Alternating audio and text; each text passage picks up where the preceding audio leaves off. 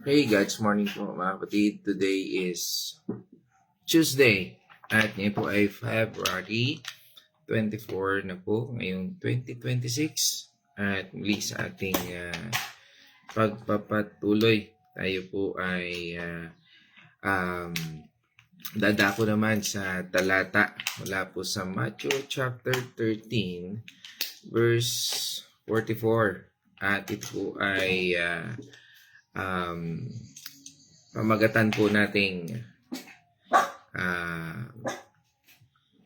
the kingdom of heaven, no? A hidden treasure. At bago po yan, tayo magsimula, nais ko po munang batiin ng happy birthday, no?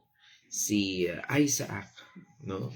Ngayong araw nito, Isaac Rianzares, at isang mapagpalang birthday sa iyo, kapatid, no? At purihin ang ating Panginoon Diyos. At ngayon po, sa ating pagpapatuloy, no, ay tayo po ay samahan ng ating Panginoon Diyos, no, sa ating pag-aaralan ngayon, no? At pag-usapan po natin ang bahaging ito ng salita ng ating Panginoon Diyos. At sa ating pong pagpapatuloy, ay muli tayo ay sasamahan at pangungunahan ng aking partner para po basahin ang talatang ito at pangunahan po tayo sa pananalangin.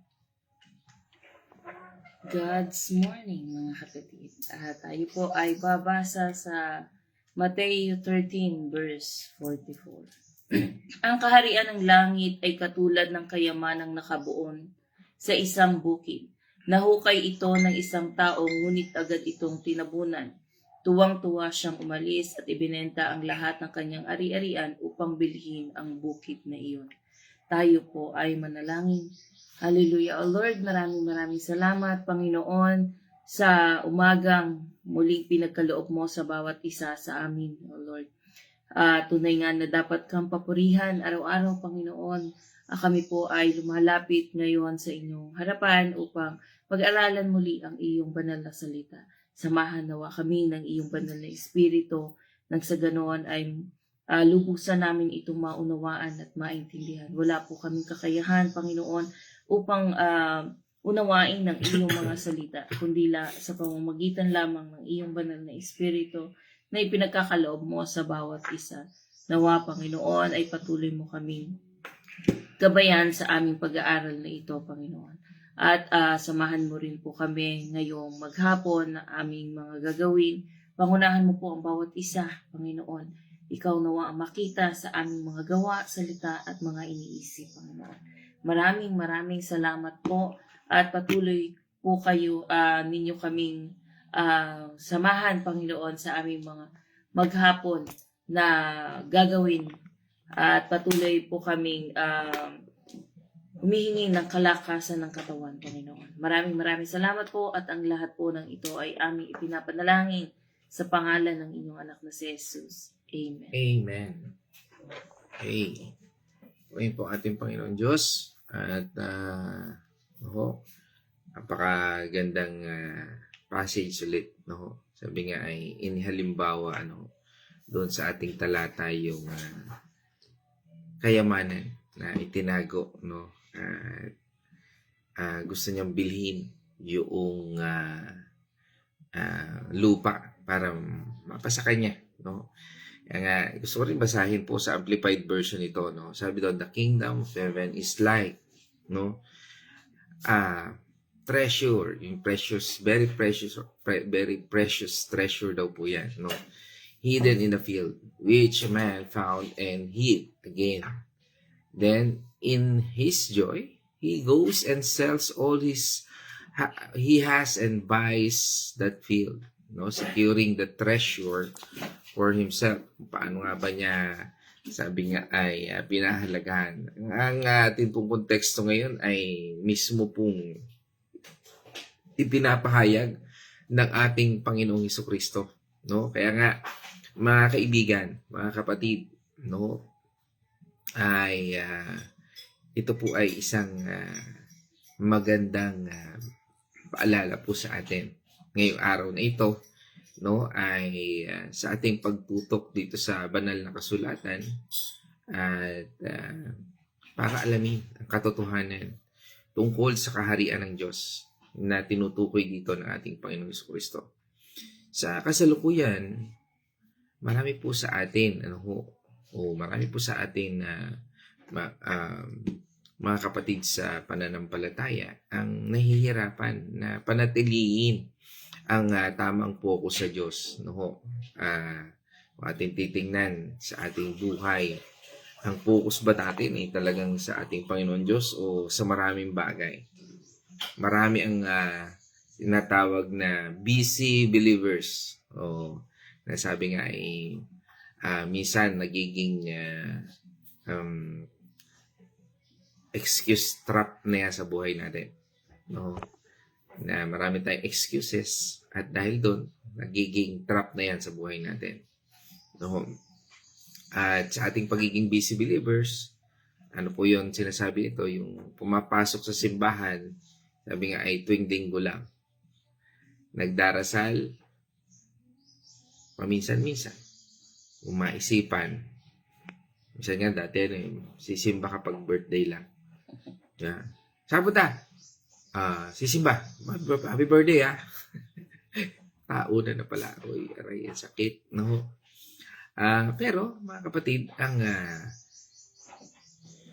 tinatawag po na ito ay ang kanilang puso at atensyon ay nakatuon pa rin sa mga bagay sa mundong ito. May mga nag-aakala po na basta meron kang relihiyon o sabihin ay member ako ng ganitong church ay sapat na. At kalimitan, hindi po ito na iintindihan na ang pagiging Kristiyano ay hindi lamang gawi, kundi your entire life. Yung buhay na ibinigay natin sa Panginoon Diyos. Minsan tayo yung nagtatakda ng sariling sapat natin. Parang okay na ito, basta ginagawa ko naman ito para sa Panginoon. Nalilimutan natin na minsan may panawagan sa iyo yung Panginoon na kinakailangan mo rin lakaran. At meron din po mga kapatid na inuuna ang pera, karera, at relasyon. Kahit na ang mga gawain, minsan sa mga ministeryo. Minsan parang busy sa ministeryo. Pero hanggang sa makalimutan na nila ang pinag-uugatan ng lahat ng ito. Ano po yun? Ang pag-ibig at kaharian ng ating Panginoong Hesus. Tanong, minsan di ba narinig, para naman ito sa Panginoon, for the Lord. Lagi ko pong nauulit yan. Isang katanungan yan, talaga bang yan ay from the Lord? At ito po ang dahilan kung bakit napakahalaga ng mensahe ng ating teksto ngayon upang ibalik tayo sa tamang pagkakaunawa kung ano ang talaga ang pinakamahalaga sa buhay ng isang mananampalataya.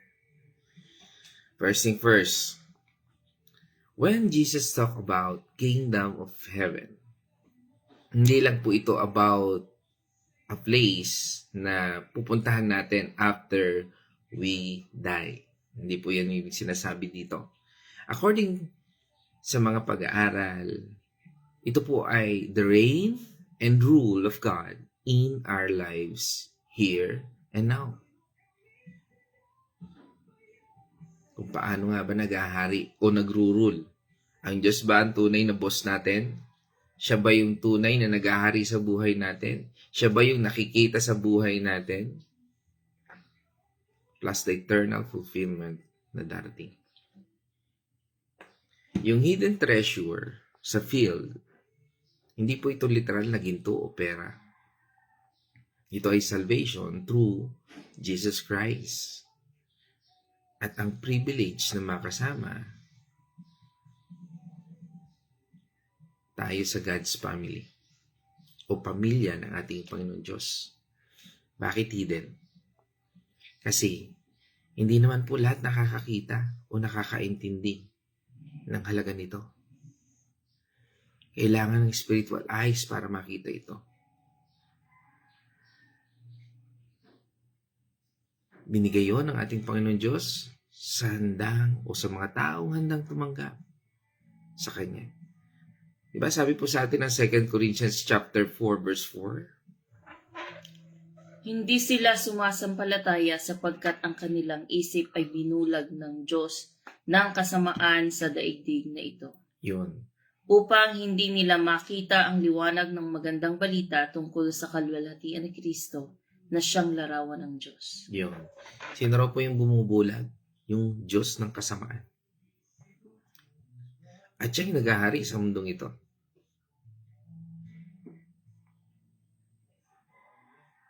Yan yung paghahangad natin. Kaya nga makikita natin bakit minsan pinahalagahan natin ang mga bagay nito. Kahit alam natin ito yung pinakang importante sa lahat.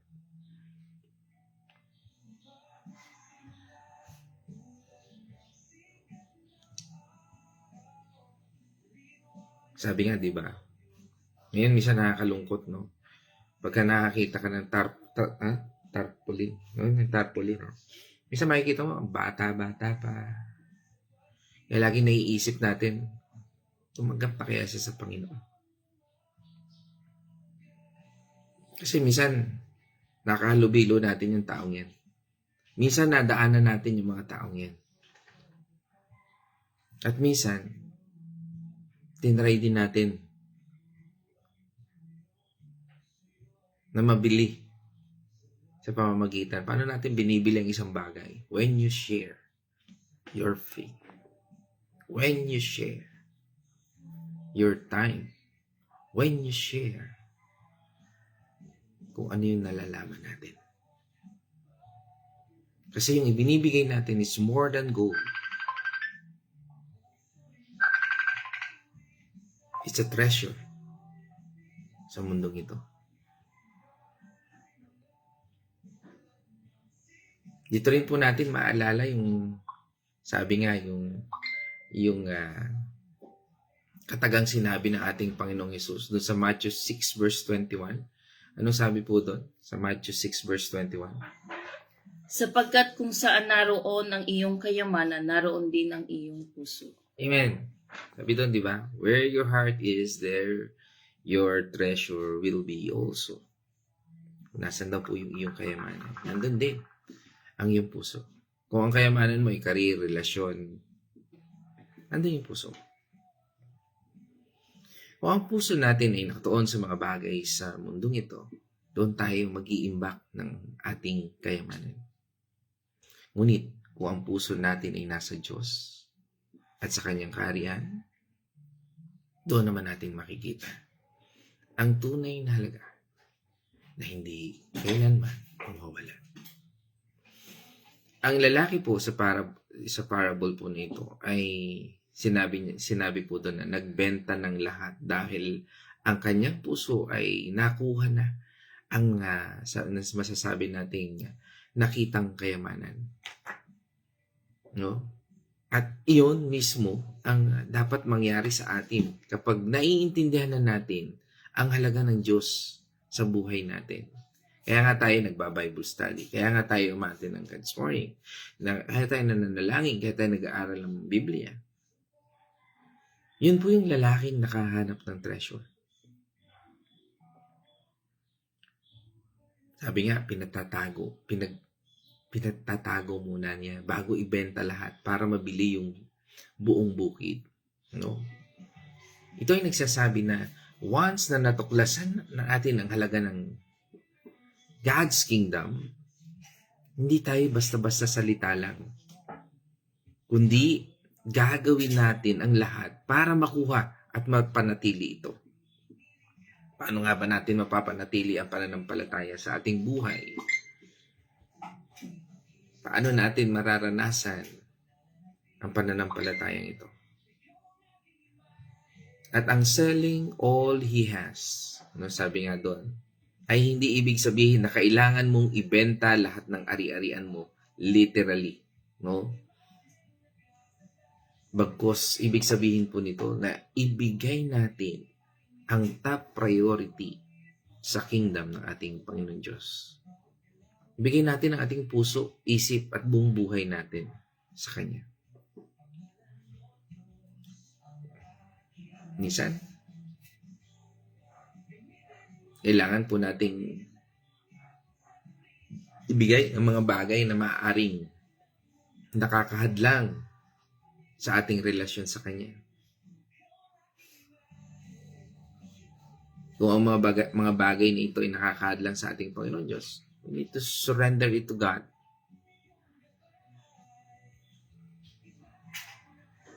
Kaya nga, what is the truth behind this scripture? Una, the kingdom is definitely valuable. Sabi nga doon.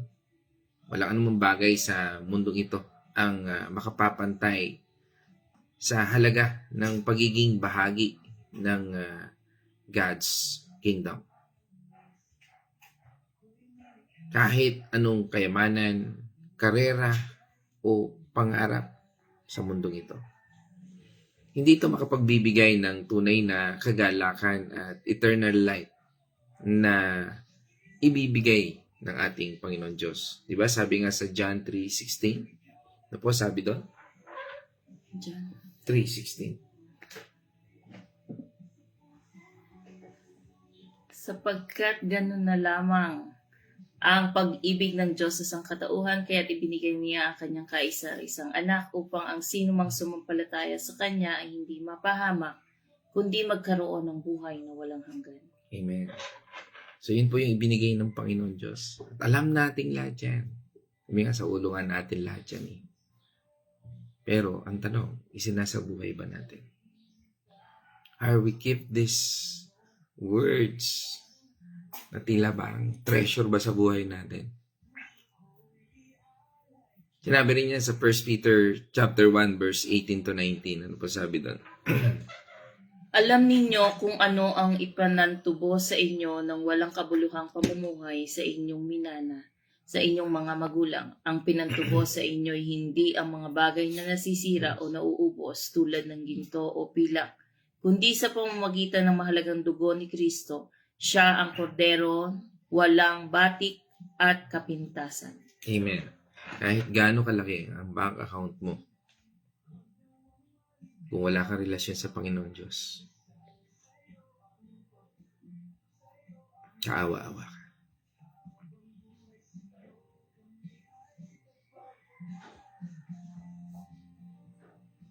And also, it requires a deliberate choice. Hindi po tayo basta-basta nababago o napapasama sa kingdom ng Diyos nang ganun na lamang. Kailangan po nating gumawa ng desisyon na tanggapin ang ating Panginoong Hesus bilang Lord and Savior. At handang ibigay o isuko ang lahat para sa Kanya. Di ba? Sabi po ng Joshua 24 verse 15,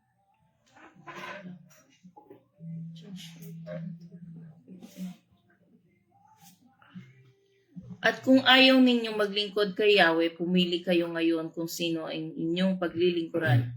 Ang mga Diyos na pinaglilingkuran ng inyong mga ninuno sa Mesopotamia o ang Diyos ng mga Amoreo na sinasamba dito sa lupaing inyong tinitirhan. Ngunit para sa akin at sa aking sambahayan kay Yahweh kami maglilingkod. Yeah, no? For me and my household, we will serve the Lord. No, yan po yung isa sa mga popular verse. No, makita po natin si Joshua minsan nanindigan siya hindi para sa buong Israel, given kahit siya leader ng Israel, no? Nanandigan siya para sa kanyang pamilya. Why? Kasi gusto po niya maging example ang kanyang pamilya. Gusto po niya ipakita na ang relasyon natin sa ating Panginoon Diyos ay para tilang isang pamilya. Hindi ang posisyon o anumang material sa bagay ng ito. Kundi ang relasyon. Ang relasyon ng pamilya. Kaya nga, when we accept Jesus Christ as our Lord, anong requirements doon? To confess in our lips. Sige, tingnan po natin doon. Sabi doon sa Romans 10, verse 9 and 10. Kung ipapahayag ng inyong labi na si Jesus ay Panginoon at buong puso kang sasampalataya na siya'y muling binuhay ng Diyos, maliligtas ka.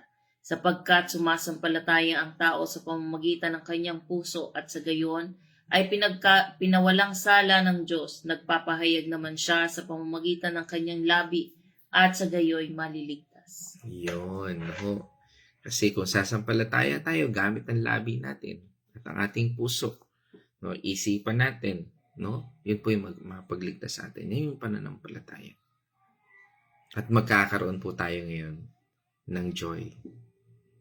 At itong joy nito is naturally o natural response natin bilang mananampalataya. Diba doon sa ating talata sa scripture natin, sinabi po doon na yung lalaki ay nagalak bago ibenta ang lahat. Yun yung kagalakan. Yun yung joy. Hindi ito parang isang obligasyon na bigad sa dibdib. Kundi isang masayang desisyon. Dahil alam niyang worth it ang lahat ng kanyang isinusugal. Alam niya na mayroong magandang patutunguhan ng lahat ng ito. Sa buhay ba natin, sa pagsunod natin, sa pag-attend natin ng Bible study, ng God's Morning, ng Sunday service, o ano pa mang ministeryo na meron tayo. Alam ba natin na parang itong isang bagay na pinaniniwalaan natin na hindi ito kailanman masasayang. Ano mang pagpapagal sa buhay natin, alam natin na magbubunga ito. O are you trapped on the situation na parang hindi mo naman nararanasan o nararamdaman ang pagkilos ng Diyos sa buhay mo o sa pamilya mo? Diba sabi nga sa atin ng Luke 15 verse 7, ano po sabi doon? Luke 15 verse 7. Lucas. Opo. Sinasabi ko sa inyo, magkakaroon ng higit na kagalakan sa langit dahil sa isang makasalanang tumalikod sa kanyang kasalanan kaysa 99 na matuwid na di nangangailangang magsisi. Amen. Yan po yung parable of 99 kung bakit iniwanan ng Panginoon. Yung isang tao na tumalikod sa kanyang kasalanan. Sabi nga, buong langit. Kaysa doon sa napakarami nga nila. Pero wala naman doon yung Diyos. O iniwanan ng Diyos dahil alam ng Panginoon Diyos na nandun lang sila dahil gusto nila ng good times. Sabi nga, no? Aanuhin mo ang 1,000,000 kaibigan kung hindi naman sila totoo. You only need is one true friend na alam mo na masasandingan mo. Many friends, mahirap yan. Pero if you have one true friend that can help you build your faith, build your treasure, you're more than enough. That is more than enough. Hindi natin sinasabi isa na lang piliin mo kaibigan na sabihin, kung meron kang totoong kaibigan, isa lang, kahit isa lang. Treasure. It's a treasure. Maari yan ay asawa mo, maari yan ay anak mo, maari yan ay kapamilya mo, na tunay na masasabi mo makapagtulak sa iyo, makapagpapalago sa iyo, sa iyong pananampalataya at relasyon sa ating Panginoon Diyos. That's all you need.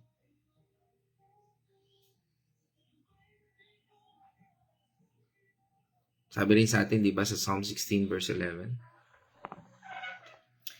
Ituturo mo ang landas na patungo sa buhay. Sa piling mo'y madarama ang lubos na kagalakan. Ang tulong mo'y magdudulot ng ligayang walang hanggan. Amen. Dahil ang Panginoon Diyos, siya ay sapat. Kaya nga mga kapatid, ano ang transformation na ninanais ng Panginoon Diyos? O how can we, what's the transformation we need to respond? Ano ba yung mga kailangan natin gawin? Una, open your spiritual eyes. Manalangin tayo, nabigyan tayo ng Diyos ng pagkaunawa para makita natin ang halaga ng kanyang kaharian. Minsan kasi sobrang busy tayo sa mga bagay na nasa mundong ito na hindi natin napapansin kung ano na nga ba talaga ang pinakamahalaga. Diba? Ano po sabi sa atin na Ephesians chapter 1, 17, verse 17 to 18? Hinihiling ko sa Diyos na aking Panginoong Hesukristo ang ang mauluwalhating Ama na ipinagkaloob niya sa inyo ang Espiritong nagbibigay ng karunungan at nagpapahayag tungkol sa Diyos upang lubos ninyo siyang makilala. 18. Naway liwanagan ng Diyos ang inyong isip upang malaman ninyo kung ano ang inyong inaasahan sa kanyang pagtawag sa inyo, kung gaano kasagana ang pagpapalang inilaan niya para sa kanyang mga banal. Amen.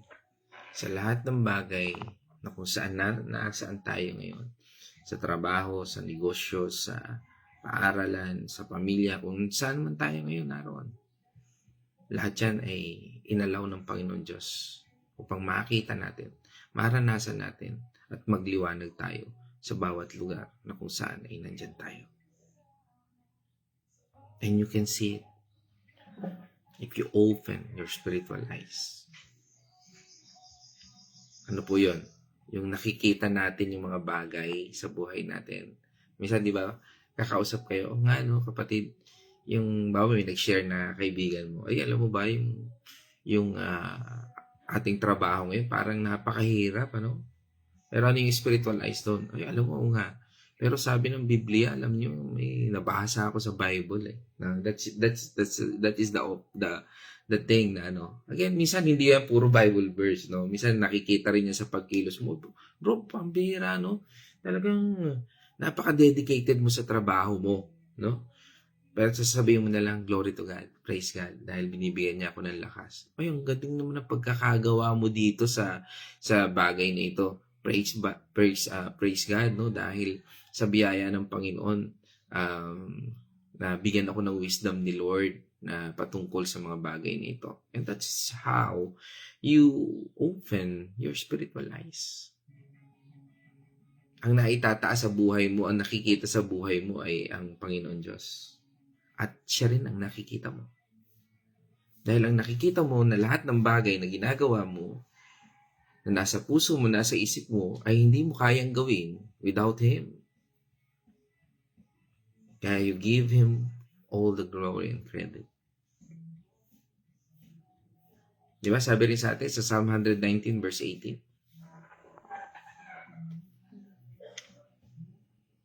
Psalm 19. Teka lang po. Awit. 119. 18. Buksan mo ang paningin ko pagkat nananabik masdan mabuting idudulot sa akin ang iyong aral. Yung. Diba? Sabi doon? Buksan. Buksan mo yung paningin ko. Sapagkat nananabik akong masdan. No? Marami po sa, kahapon nag-Bible study po kami. At ilan po doon na talagang isang testimony po doon yung isa nating kapatid doon, no, na sinasabi na kinapapanibakan niya yung Bible study dahil nabubuksan yung kanyang isipan, no. Kasi nga po, Kahit na nabasa na natin yung salita ng Panginoon Diyos, pero pag nabasa ulit natin siya, biglang merong parang joy, biglang nabubuhay yung banal na espiritu, yung fruit of the Holy Spirit sa tuwing nakikita natin yung salita ng Panginoon Diyos. Kaya mapapansin natin no, sa mga taong nakakita na ng treasure na ito, they talagang wow, nandito yun, nandito yung Panginoon, no? Doon natin nakikita ang mga bagay na ito. Katulad nga nung sinasabi natin sa Psalm 119 verse 18, no? Buksan mo, Panginoon, ang aking mga mata. Ako'y nananabik. At doon, makikita natin na unti-unti na nating na isusurrender yung mga priorities natin. Kaya nga, dito, kung ating susuriin, tingnan natin yung ating buhay. Huwag na yung ibang yung buhay na may buhay. Yung sarili na lang natin. Ano nga ba ang nasa unahan natin? What is our priority? Mas priority ba ang trabaho, pera, o relasyon sa buhay natin? Itaas natin ng Diyos at ang kanyang kaharian sa lahat ng bagay. Diba? Sabi sa atin sa Matthew 6 verse 33. Ngunit higit sa lahat ay pagsikapan ninyo na kayo'y pagharian ng Diyos at mamuhay ng ayon sa kanyang kalooban. At ibibigay niya sa inyo ang lahat ng inyong pangangailangan. Amen. Parang may condition ba? Hindi. It's not a condition. Akala natin na minsan kasi inisip na, nag-serve naman ako kay Lord. Pero ba't hanggang ngayon, di pa niya ibinibigay sa akin? Hindi po ganun yun eh. Sinasabi po ng Panginoon, ay, kung tayo po ay nakikita na natin yung pagkilos ng Diyos o yung salita ng Diyos sa ating mga ginagawa, doon po natin tunay na makikita ang tunay na layunin niya sa buhay natin. Sabi nga rin, di ba, sa Colossians 1 verse 18. Siya ang ulo ng iglesia na kanyang katawan. Siya ang pasimula, siya ang panganay na anak, ang unang binuhay mula sa mga patay upang siya'y maging pangunahin sa lahat. Amen. He is our priority. Lahat ng bagay ay through Him at nasa Kanya.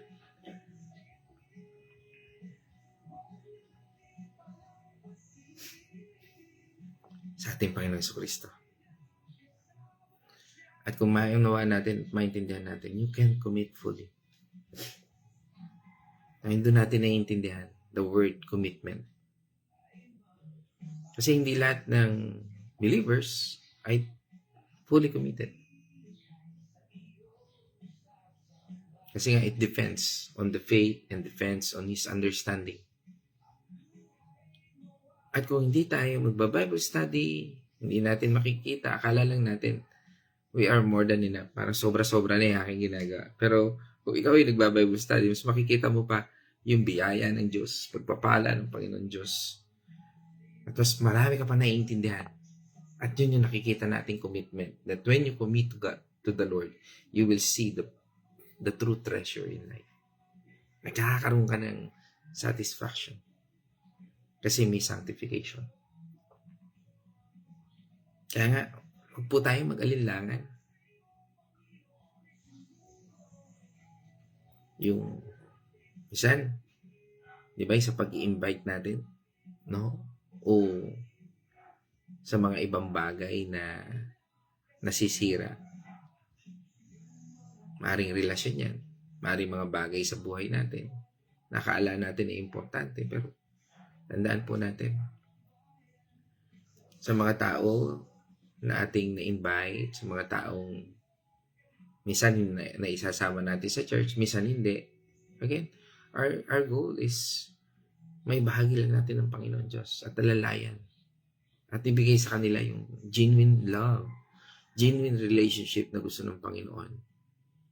Sabi nga, pag binigay natin yung oras natin, hindi parang business center lang yan. O parang pumunta ka sa bangko pag wala ka ng pera o pag wala ka ng account na maipapasok, hindi ka na niya kilala. Di ba? Hindi lahat ng sabi nga pagka yung marami kang pera, kilala ka nung bank manager, ay noon mo lang siya nakita no. Pero pag wala ka ng pera, pag nakasalubong mo sa kalsada, hindi ka na niya kilala. Again, I'm not saying na masama po yung bank manager. I'm just using this analogy na sa buhay natin, mga kaibigan natin, pag wala nang pakinabang sa'yo, hindi ka na niya kilala. And Christianity is not like that. Christianity is about being part of God's family. And we are all part of it.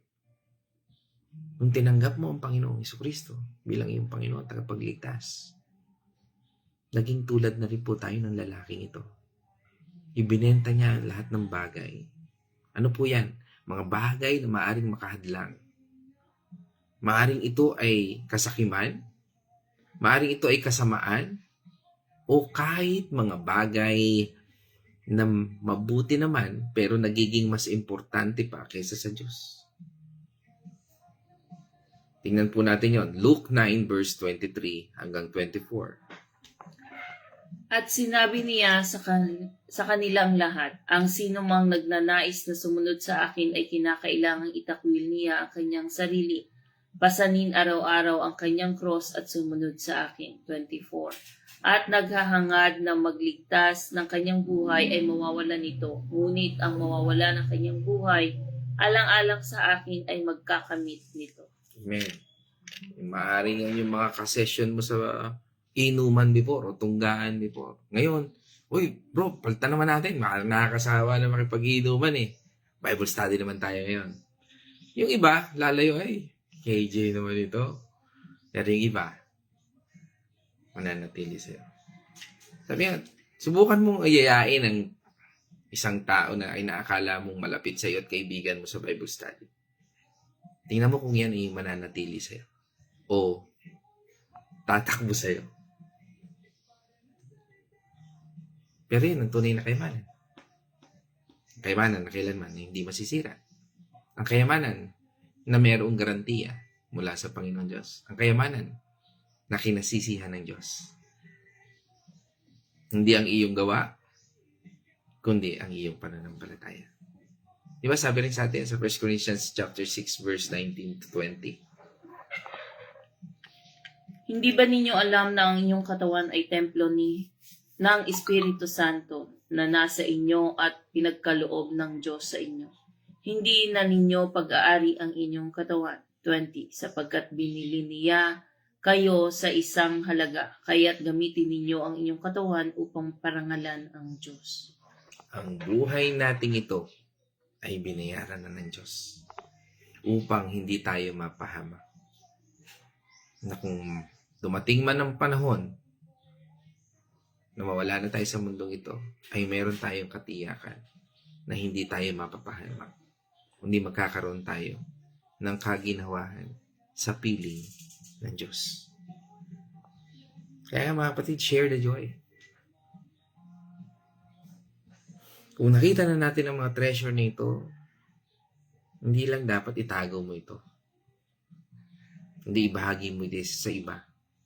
Kung gaano ka-espesyal ang pagiging bahagi ng God's Kingdom. Baka sila rin ay handang gumawa ng katulad ng desisyon na ating natanggap. Di ba? Ano po yun? The Great Commission. Sabi doon, di ba? Matthew 28 verse 19 to 20. Kaya't habang kayo'y humahayo, gawin ninyong alagad ko ang mga tao sa lahat ng bansa. Bautismuhan ninyo sila sa pangalan ng Ama, ng Anak at ng Espiritu. 20. Turuan ninyo silang sumunod sa lahat ng inuutos ko sa inyo. Tandaan ninyo, ako'y laging kasama ninyo hanggang sa katapusan ng panahon. Amen. Praise God. No? Kaya nga po, sa Great Commission na yan, no? Go, therefore, Make them disciple. No? Kaninong disciple? Kay Jesus Christ. Lahat po tayo ay disciple ng ating Panginoong Kristo. Kaya nga tayo noon dati hindi tayo nagbabahagi ng salita ng Panginoon Diyos. Bakit ngayon tayo ay ginagawa na rin natin ito? Because of that. Parang nakakaya, parang hindi ko kaya, Pastor. Sinabi ko rin yan noon.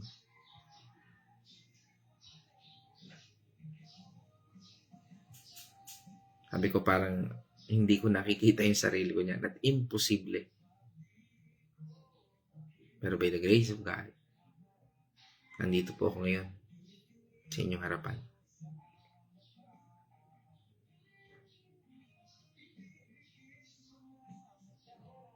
Nagbabahagi sa salita ng Panginoon Diyos. Hindi dahil sa aking karunungan. Hindi dahil sa kanyang pagmamahal na aking naranasan. Sa kapayapaan na ipinagkaloob niya sa akin. At nais kong ibahagi din sa inyo. Ang kaligayahan na aking natagpuan. At ang kaligayahan ito ay nais din niya na matagpuan nating lahat at sa bawat tao na nakakasama natin. At katulad ng mga apostol in the early Pentecostal age, di ba? Nangyari po doon. Acts 1 chapter 8 Acts chapter 1 verse 8. Subalit tatanggap kayo ng kapangyarihang bababa sa inyo ng banal na Espiritu Santo. At kayo'y magiging mga saksi ko sa Jerusalem, sa buong Judea, sa Samaria, at hanggang sa dulo ng daigdig. Amen. We are all witness of His goodness. Kaya natin nagagawang ibahagi ang katulad ng bahaging ito. Kapatid, dito po ako magtatapos. At ngayon, mismo po, habang po tayo ay sabi nga ay patuloy na nandito sa mundong ito. Meron po akong isang katanungan at sa ating pag-aaral nito. Nasaan ba ang treasure na dapat na nasa pinakamahalagang bahagi ng iyong buhay? Nasaan ba yung treasure na yan? Baka ngayon, hawak mo pa yung mga bagay na akala mo ay makapagliligtas sa'yo.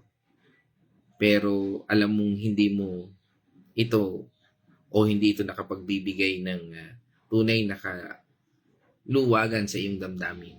Sabihin, may pag-abag ka at hindi mo naiintindihan. Baka ngayon, ikaw ay naglalakbay pa rin para hanapin ang kahulugan ng buhay. O maaring hindi mo alam na nasa harap mo na lang pala ito. Na nakatago sa pag-ibig ng ating Panginoong Hesus.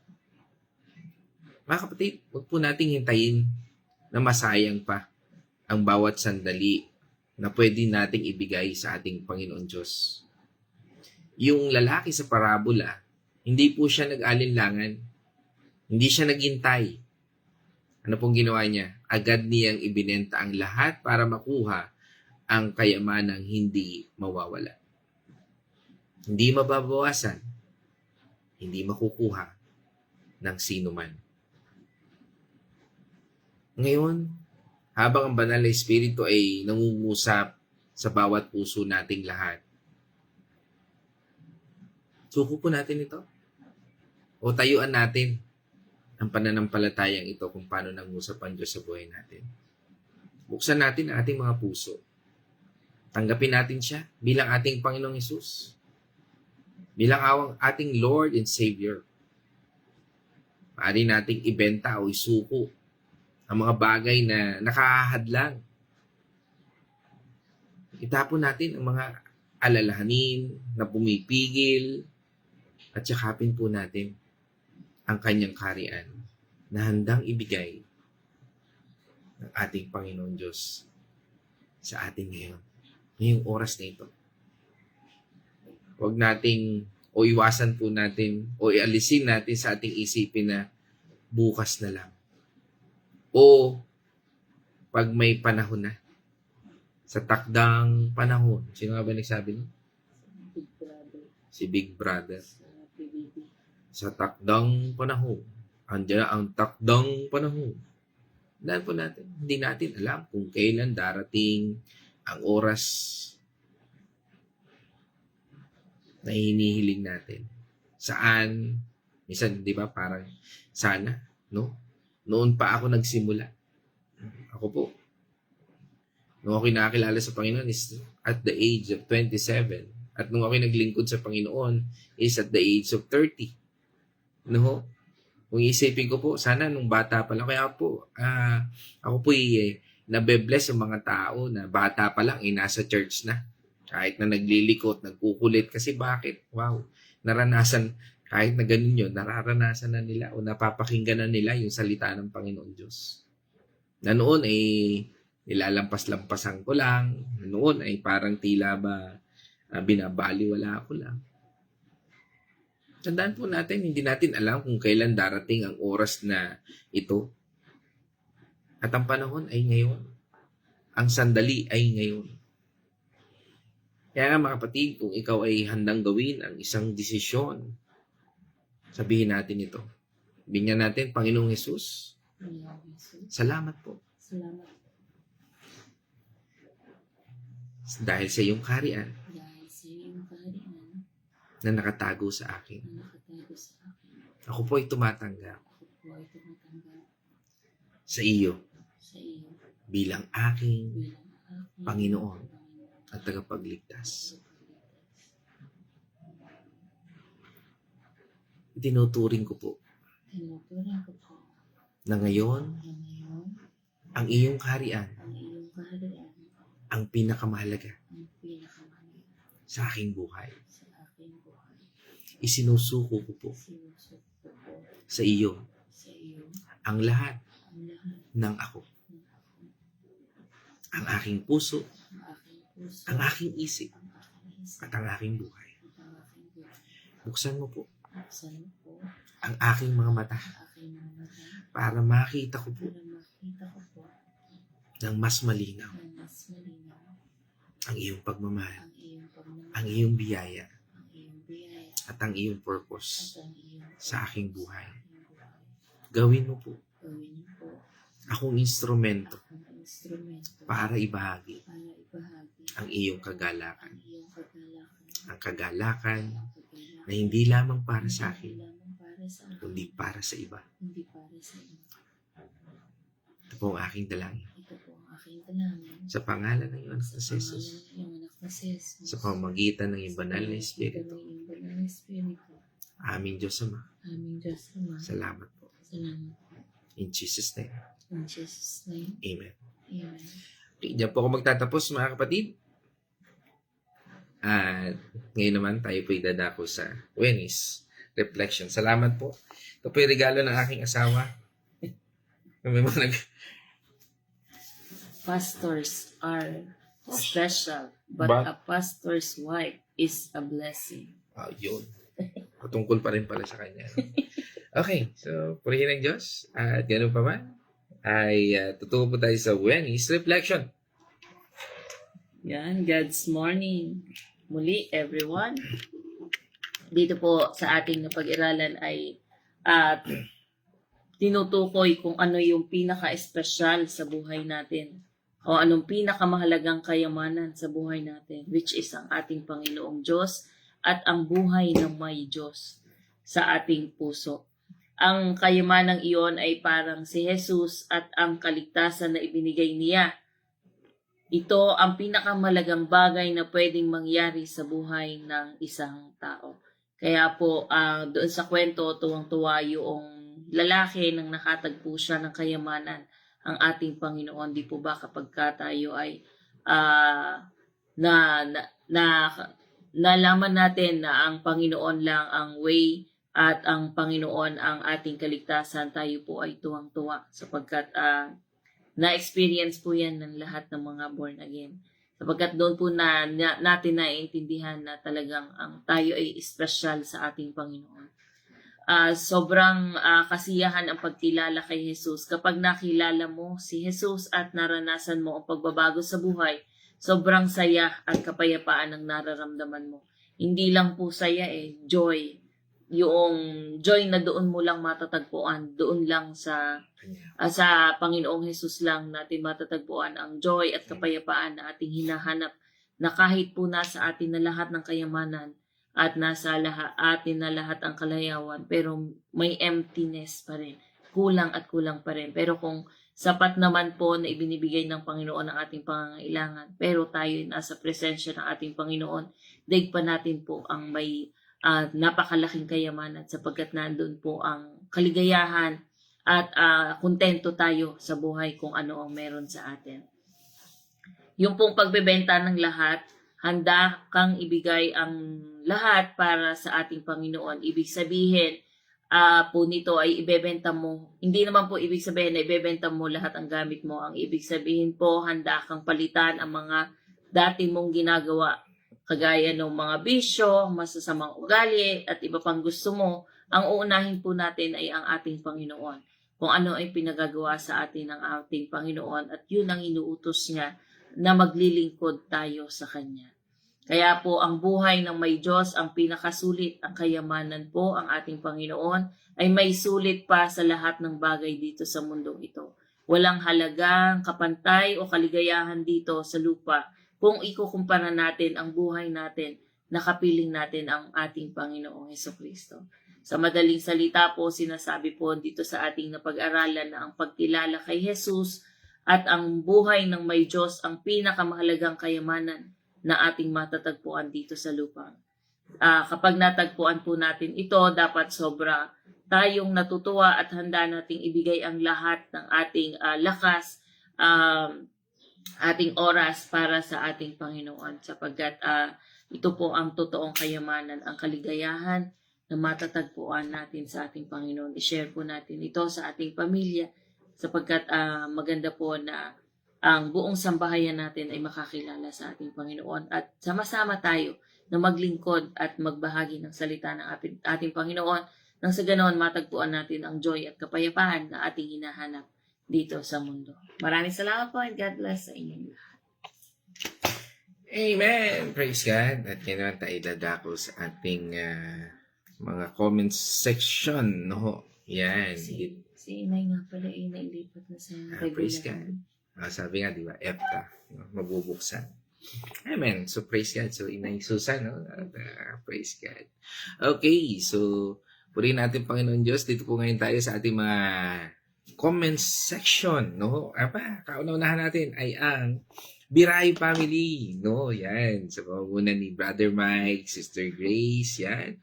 Batiin na natin agad from Bay Laguna. Yan, kasama po natin ating mga kapatid, kaibigan, yan. Ating mga kapatid na ito, yan, si Brother Mike, Sister Grace, no, isang kagalakan, no, kasama natin ngayong araw na ito at oras na ito. Yan ang Biray Family, isang kagalakan, mga kapatid, no. Siyempre, pagbati na natin kaagad sa ating mga bukod sa mag-asawang ito, kay Sister Grace at Brother Mike, no, siyempre kay Nico, kay Carl, kay Ellie, at siyempre sa aming mga baby dyan, kay Dion, at kay Butchay, sa aking inaanak, at pagbati rin natin kay Dayan. No? At dito kasama rin natin, no, pagbatiin din natin ang pamilya ng Patual mula po dyan sa Villa Escudero, kay Nay Winnie. Isang mapagpalang umaga po, no, sa ating lahat. Yan, at sa inyong buong pamilya dyan sa Villa Escudero. At tungo naman po tayo sa Bulacan Chao, dyan sa church natin dyan. Kasama po natin, no, nasa unahan dito ay si Nay Gori, no.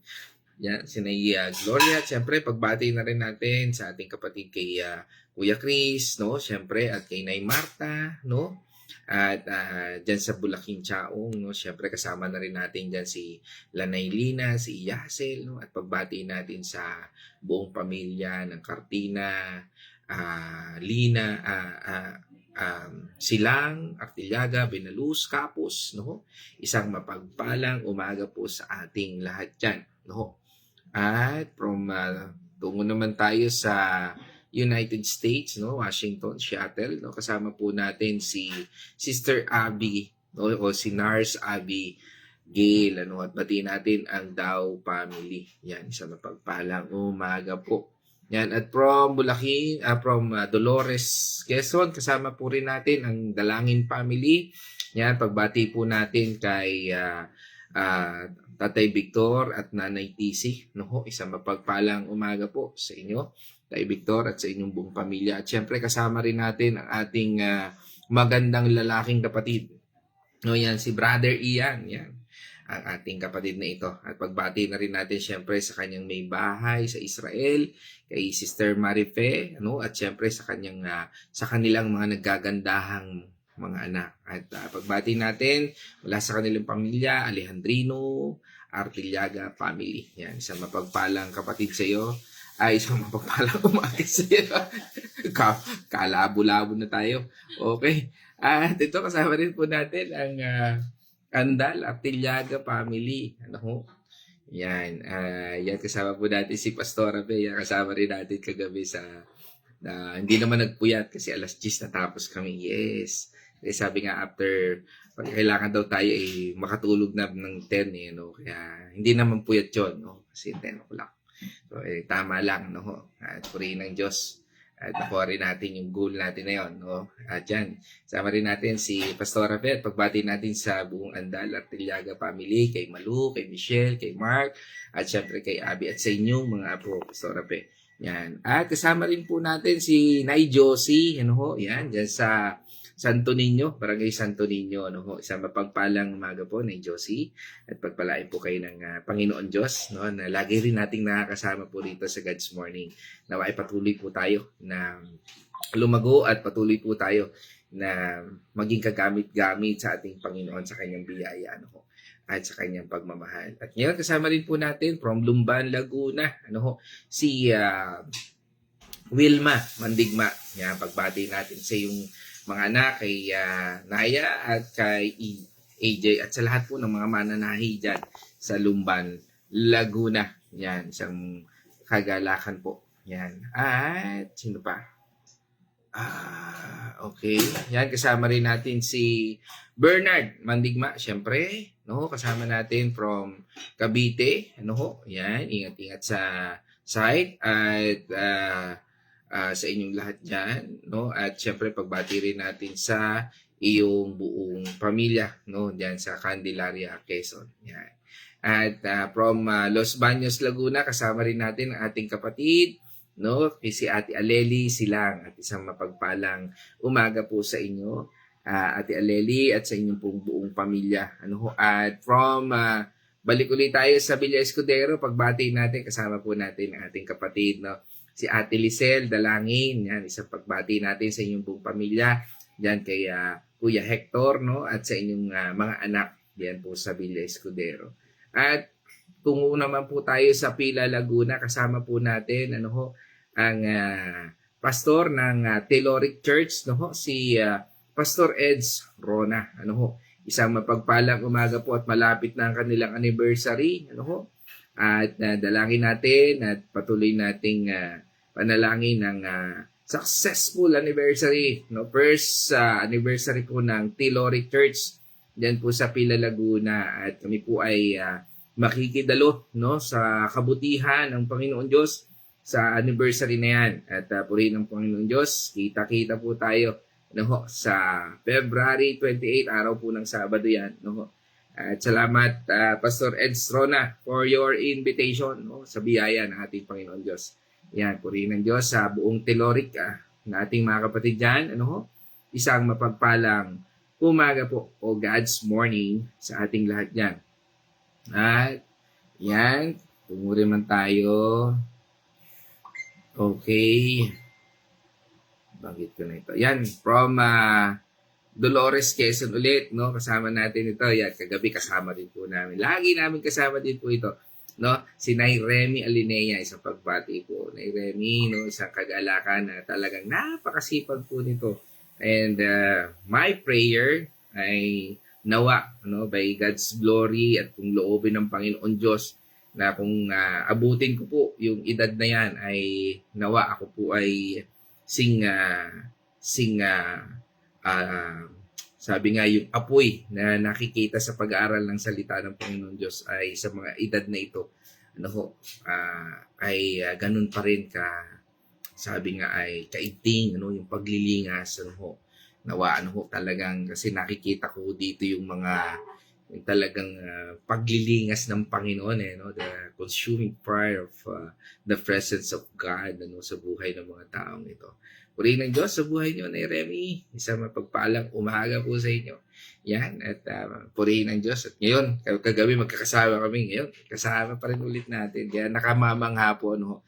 Tunay po na doon pa lang po sa kahit without the words, no, yung makita pa lang natin napapagpala na tayo kasi nakikita natin how God's move, no, at kung paano nagiging kagamit-gamit, no. We don't need to say nasabihin natin ay mag-ano sa atin yung mga mabubulaklak na salita, no. Even the action can speak, no. Sabi nga is action is louder than voice, no.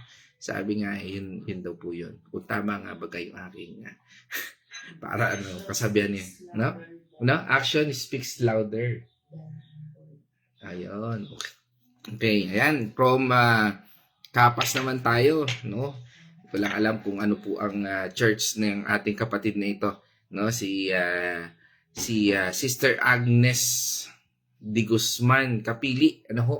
Yan, isang mapagpalang umaga po sa inyo dyan sa Tarlac, ano ho, na yan kay Sister Agnes de Guzman Kapili. No, yan, mga kasama rin natin dyan no, sa Bible study. No, nung tayo po ay nagba-Bible study sa mga kapatid natin dyan sa Tarlac, no, dyan sa Kapas, no. Yan, at kasama rin po natin yan, isang pagbati sa de Guzman Kapili family, isang kagalakan po. Sister Agnes, na muli tayo ay nagkita po, even kahit dito sa God's Morning, no? Sa ating daily devotion. Yan. At sino pa? At syempre kasama natin, yan, ito mga kasama ko naman ito kahapon, no? Ang pamilya Azucena Tanyo, isang pagbati, yan, kay Brother Arthur, kay paring Arthur at aking kumaring Carmeline, no?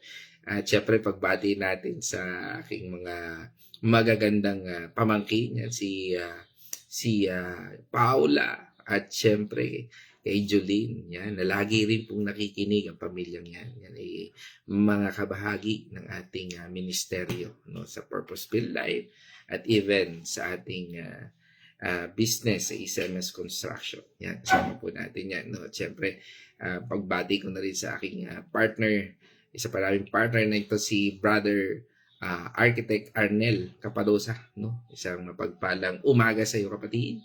No, yan kay Ate Tina at sa iyong buong pamilya, no? Isang kagalakan. Okay. Yan, sino pa? Ay, kasama natin si Suzette. Praise God, no? Isang kagalakan, Sister Suzette. At syempre pag bati rin natin, no, na narinig natin yung balita, isang magandang balita kay Nay.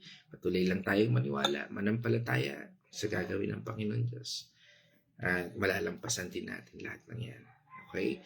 So, sama natin ang Manalo family, yan, si Sister Seth at Laksam family, no? Pagbati natin siyempre kay Chairman Onik, no? Yan, at sa buong pamilya, sa inyong mga anak, at siyempre sa buong pamilya, no? Kay Tatay, no? Kay Tatay Angelito, yan, siyempre kay Nanay Suset, no, sa buong family, no. Dalangin natin, no. Nanay Susan. Sorry, Suset. Mix up na yata ako. Okay, so pray ng Diyos, no. Yan, at ganun pa man, patuloy nating dalangin yan. Manalig lang tayo sa Panginoon Diyos, and He can do mga bagay na hindi natin kayang ma-imagine o sabihin. Ikan mo. At yan, kasama rin natin ating kapatid, no? Ang Lat family, si Brother EJ, no? Isa mapagpalang umaga sa iyo, kapatid. Again, may invitation.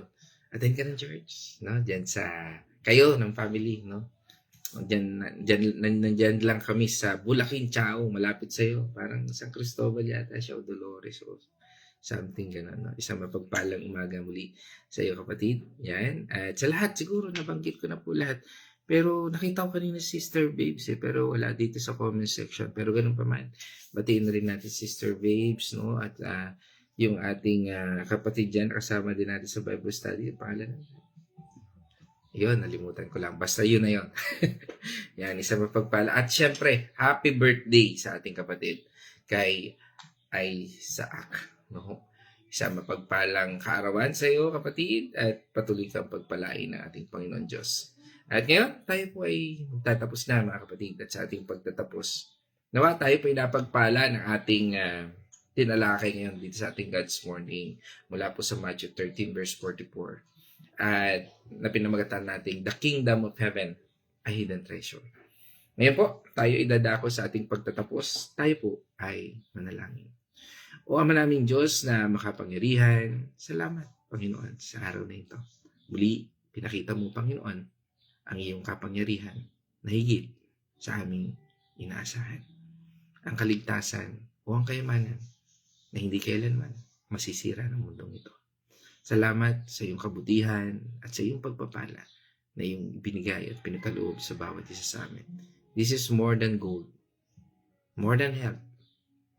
Sabi nga, Panginoon, this is more than enough.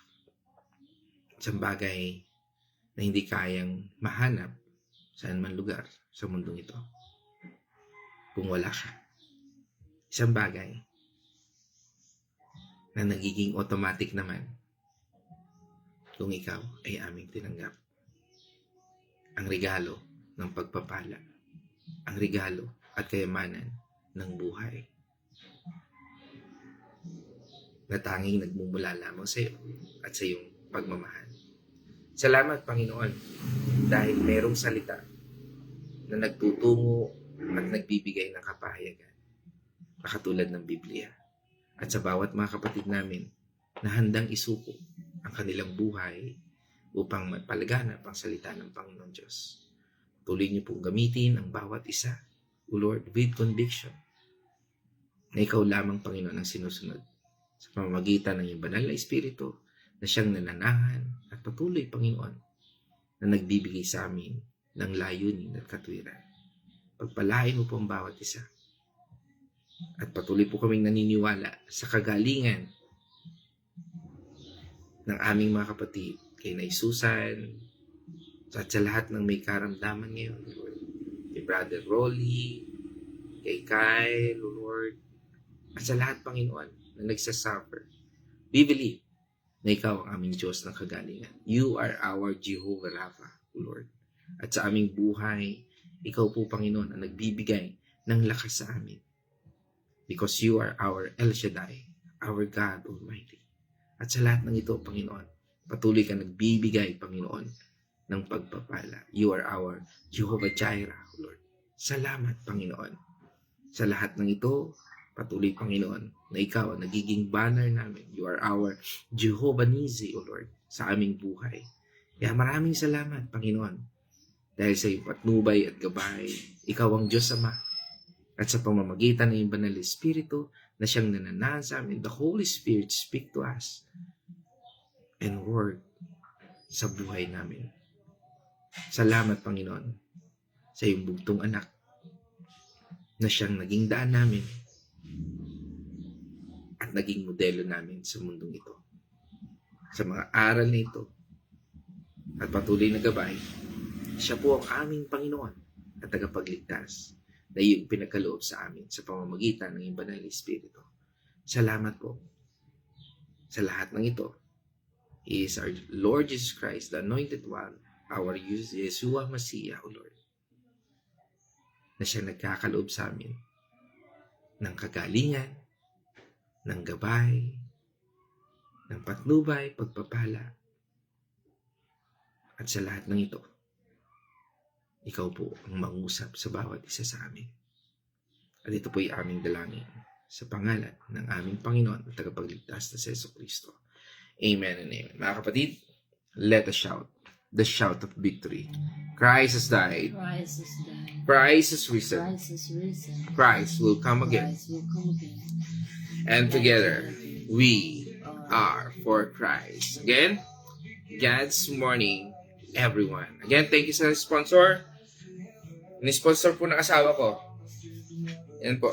Sabi nga is, pastors are special, but Pastor's wife. pastor's wife is a blessing. Galing. Thank you sa sponsor. God's morning po.